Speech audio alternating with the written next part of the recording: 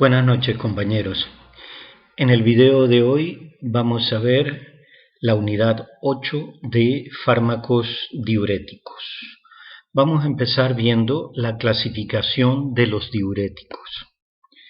Hay 5 grupos principales de diuréticos: los inhibidores de la anhidrasa carbónica, los diuréticos osmóticos, los diuréticos de asa, las tiazidas y los fármacos ahorradores de potasio. Esos son los 5 grupos de diuréticos que más se utilizan. Vamos a empezar con el primer grupo, que son los inhibidores de la anhidrasa carbónica, que precisamente casi ya no se utilizan en la actualidad. Ya vamos a ver por qué. Entonces, los inhibidores de la anhidrasa carbónica, el prototipo de este grupo de fármacos y el más conocido es la acetazolamida. El principal sitio de acción de los inhibidores de la anhidrasa carbónica es el túbulo proximal. En el túbulo proximal, la anhidrasa carbónica va a catalizar la hidratación y deshidratación de dióxido de carbono, la cual se relaciona directamente con la reabsorción de bicarbonato de sodio. Los inhibidores de la enzima, es decir, los inhibidores de la anhidrasa carbónica, aumentan la excreción de bicarbonato, la cual se va a acompañar de sodio, potasio y también de agua, y esto da lugar a la formación de una mayor cantidad de orina alcalina y también a una leve acidosis metabólica. Bien, como les decía hace un momento, estos fármacos ya casi no se usan como diuréticos. ¿Por qué? Porque se disponen de fármacos diuréticos mucho más efectivos y también por las manifestaciones de acidosis. Estos fármacos producen acidosis como efecto adverso y por eso no son muy recomendables. En cuanto a reacciones adversas, como les decía, la principal, la acidosis metabólica hiperclorémica. Recuerden, los inhibidores de la anhidrasa carbónica producen acidosis metabólica hiperclorémica. También pueden producir fosfaturia e hipercalciuria con formación de cálculos renales. También producen hipopotasemia intensa por la eliminación de potasio, hipopotasemia intensa, y también en algunos casos pueden producir reacciones de hipersensibilidad, es decir, alergias. En cuanto a las contraindicaciones, como los inhibidores de la anhidrasa carbónica producen una alcalinización de la orina, entonces se reduce la excreción urinaria de amonio y esto puede dar lugar a una hiperamonemia, el aumento de amonio en la sangre, y también en pacientes con cirrosis puede dar lugar a una encefalopatía hepática. Muy bien, esto es en cuanto al primer grupo, los inhibidores de la anhidrasa carbónica, que como les dije ya no se utilizan, casi ya no se utilizan como diuréticos porque se disponen de fármacos diuréticos más efectivos y además por las manifestaciones de acidosis. Estos fármacos, los inhibidores de la anhidrasa carbónica, se utilizan más bien para cuando se está desarrollando un glaucoma, para disminuir el volumen del humor acuoso. Para esto se utilizan más bien la acetazolamida como inhibidor de la anhidrasa carbónica. Se está utilizando principalmente como para uso oftalmológico, para disminuir el volumen, el líquido del humor acuoso, para prevenir el aumento de la presión intraocular.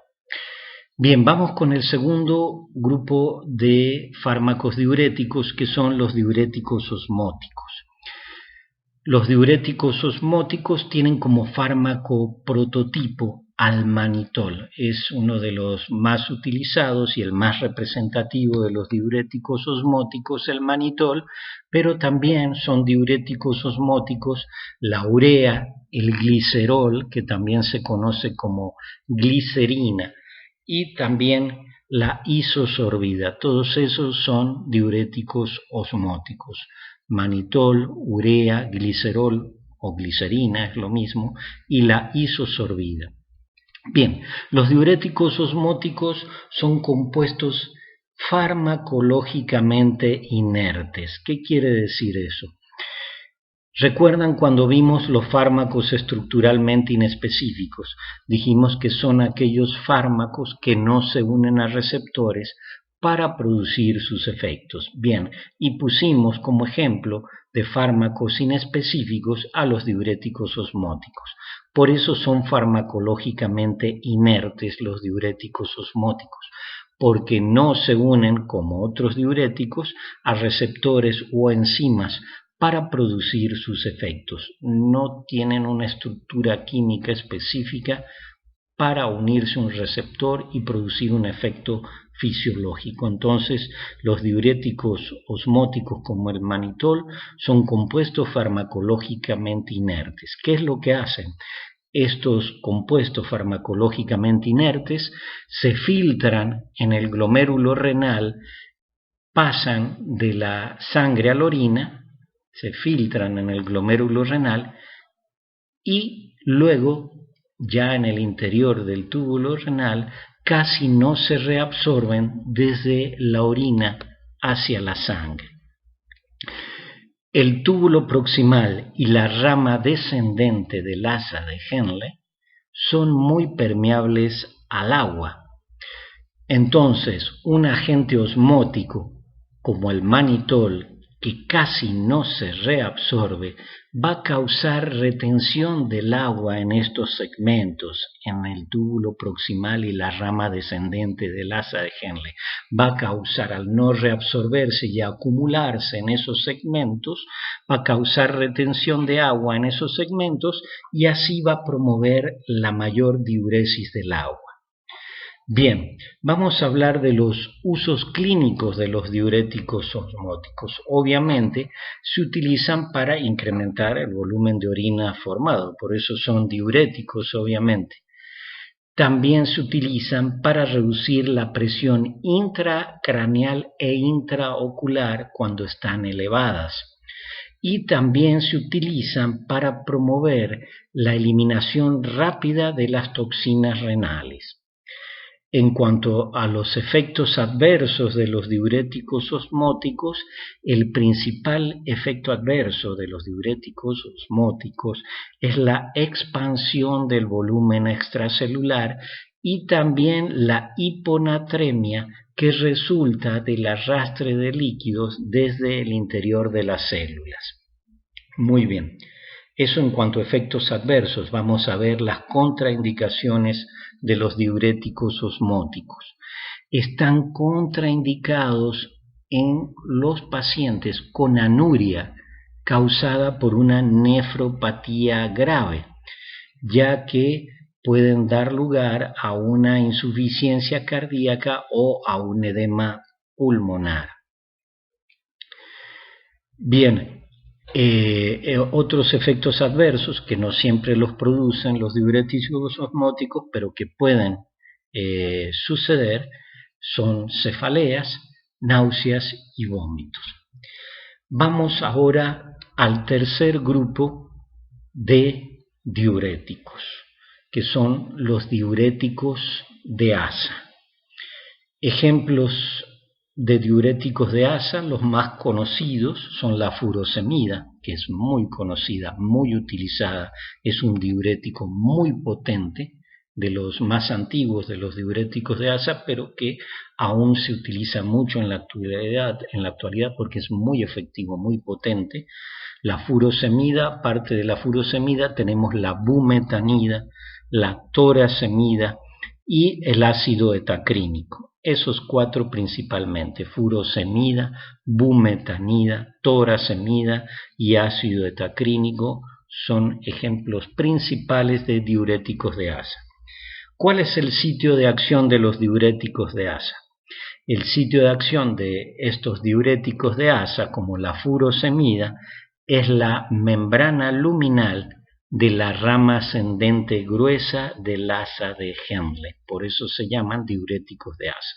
El sitio de acción es la membrana luminal de la rama ascendente gruesa del asa de Henle, en donde lo que van a hacer es inhibir al cotransportador sodio-potasio 2-cloro, y eso da lugar a que se reduzca la absorción de cloruro de sodio y también que aumente la excreción del cloruro de sodio.